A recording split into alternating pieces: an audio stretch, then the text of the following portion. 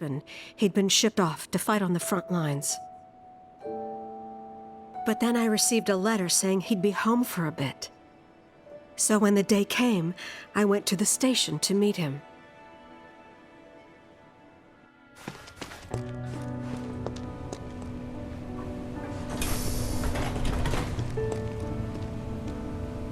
But he didn't come. I couldn't help fearing the worst, even then. But I told myself his leave must have been postponed, that he'd been delayed. Every day I went, to wait and to pray.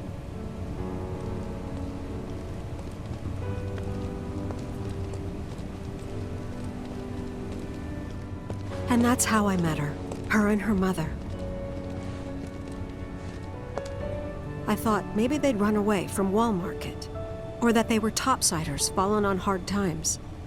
I'd seen that sort of thing a lot.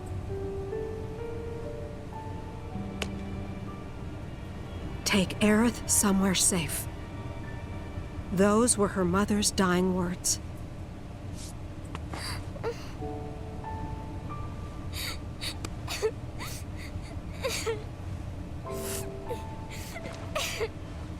My husband had been away for so long, and I was lonely.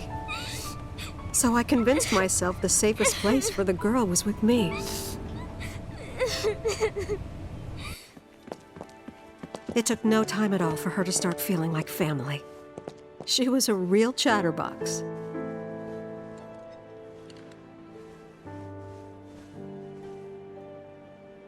She told me strange stories, like how she and her mother had escaped from some sort of facility, and how she wasn't sad because her mother had just returned to their planet. Their planet, huh? Yeah, that sounds about right. I didn't understand any of it at the time.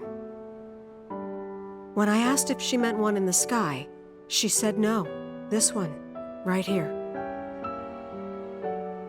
I mean, what can you say to that?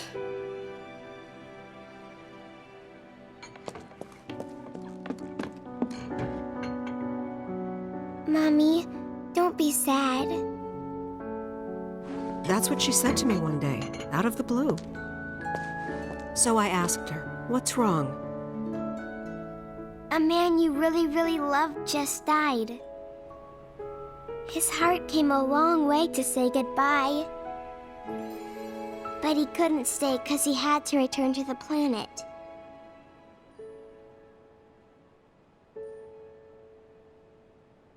I didn't believe her, of course. And then, a few days later, I received a letter saying my husband had been killed in action.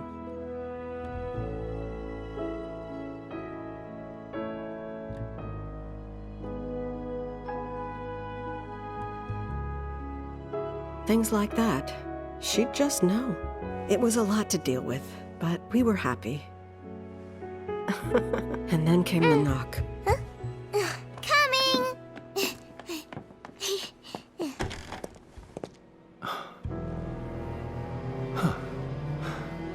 No! Go away!